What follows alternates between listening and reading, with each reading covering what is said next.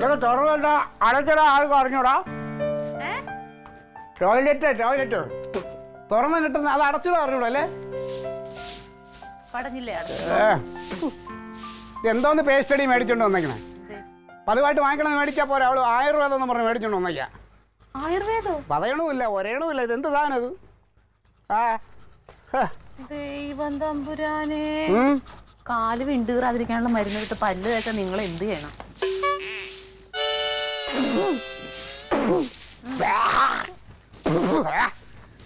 Paste വെക്കണടുത്ത് കൊണ്ടുവന്ന് കാല് വിണ്ട് കീറണ മരുന്ന് വെച്ചിട്ട് ഇന്ന് ന്യായം പറ.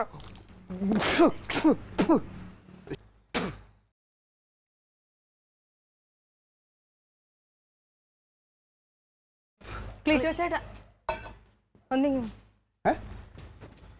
നാത്തോനോടൊരു കാര്യം പറഞ്ഞായിരുന്നു. പൈസ എന്ത് പറഞ്ഞില്ലേ സ്മിത ചേച്ചി എന്ത് വന്നു?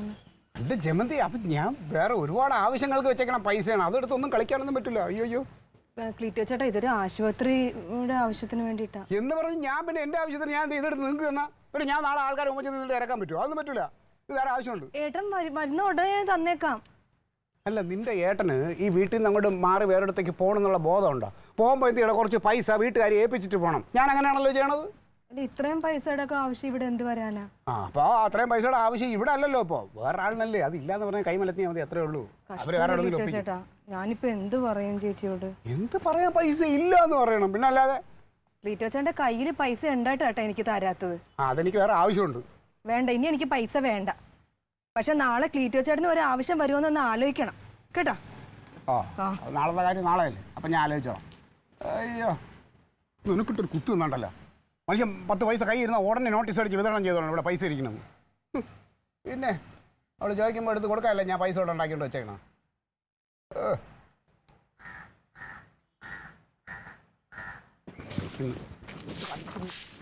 വേറെ പേസ്റ്റ് ഉണ്ടോ ഇവിടെ? പോയി നോക്ക്. ഇവിടെ പേസ്റ്റ് ദൂരെ കളയാൻ ആക്കും പൊള്ളി.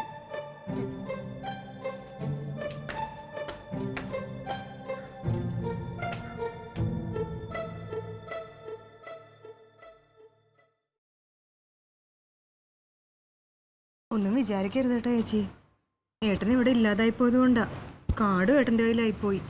സാരമില്ലടാ, ഞാൻ വേറെ എന്തെങ്കിലും മാർഗം നോക്കിക്കോ. ചേച്ചി എവിടുന്നെങ്കിലും ഒപ്പിച്ചോ. എന്നിട്ട് ഏട്ടൻ വന്നു കഴിഞ്ഞാൽ ഉടനെ തന്നെ ഞാൻ അക്കൗണ്ടിലോട്ട് ഇട്ട് തരാം കേട്ടോ. വിഷമിക്കല്ലേ.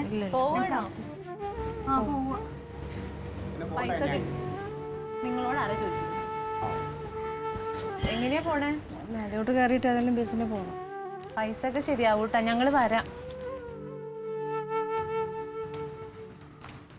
ഏട്ടൻ വന്നിട്ട് ഞങ്ങൾ എല്ലാരും കൂടെ അങ്ങോട്ട് വരാം കേട്ടാ. ശരി. നാളെയാണോ ചെക്കപ്പ്? നാളെയാണ്.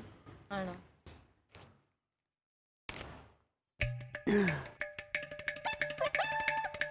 കർത്താവേ, സുരേന്ദ്രൻ മുതലാളി അയാൾ കണ്ട പൈസ പോക്ക. അതിലും ഭേദം ചമന്തിക്ക് കൊടുക്കാം.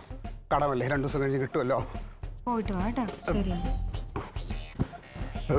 ജമന്തി, എന്നാ പൈസ വയ്ക്കുക.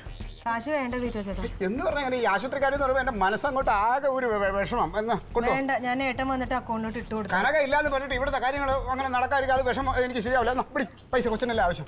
ആശുപത്രി കാര്യങ്ങൾ നടക്കട്ടെ. ഓക്കെ കേട്ടോ. ശരി.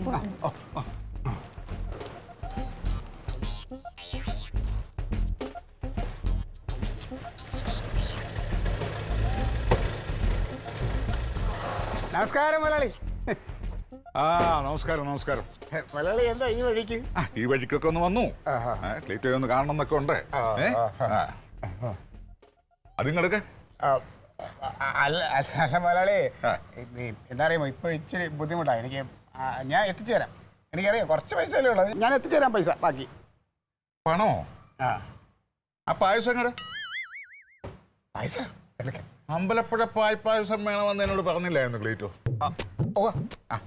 അങ്ങോട്ട് അതുകൊണ്ട് വന്നതാ. പിന്നെ അതും കൊണ്ട് വന്നതല്ലേ. ഒരു വാക്ക് പറഞ്ഞാൽ അത് പാലിക്കണ്ടേ? സന്തോഷമായല്ലോ. പിന്നെ ഇലക്ഷനൊക്കെ അല്ലേ വരുന്നേ? കാണണം കേട്ടോ. വരട്ടെ. വരട്ടെ.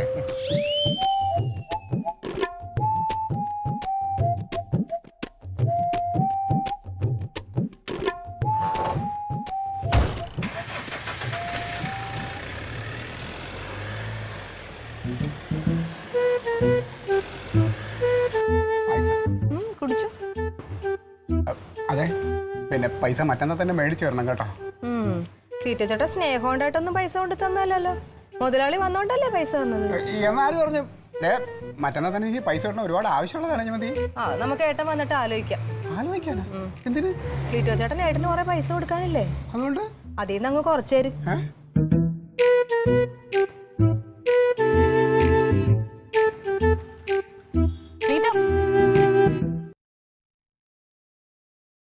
അതങ്ങ് ഒറ്റ വലിക്ക് കുടിച്ചിട്ട് ആ പാത്രം അങ്ങ് കൊണ്ടുകൊള്ളു.